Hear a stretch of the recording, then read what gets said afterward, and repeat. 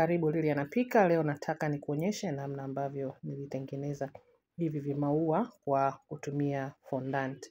Mteja alikuwa anataka keki ambayo ina maua aina hiyo.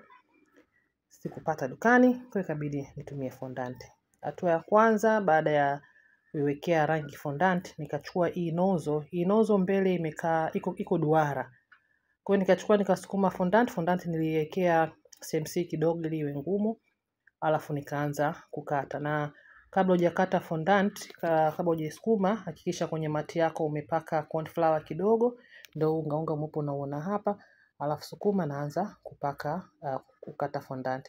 Hii ndio mold niliyotumia, ni kadogo kapo kama kana umbo la ua rose. Kabla sijakata nikapaka tena corn flour. Corn flour inasaidia fondant isigande.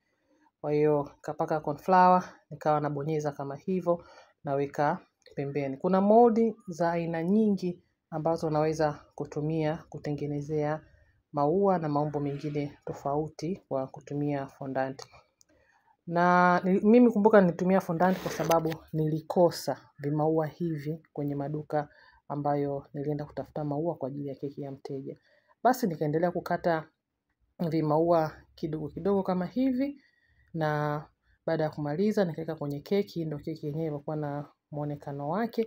Sasa haya maua juu ya keki ndio haya hapa. Ilikuwa ni fondant nyeupe na fondant hii.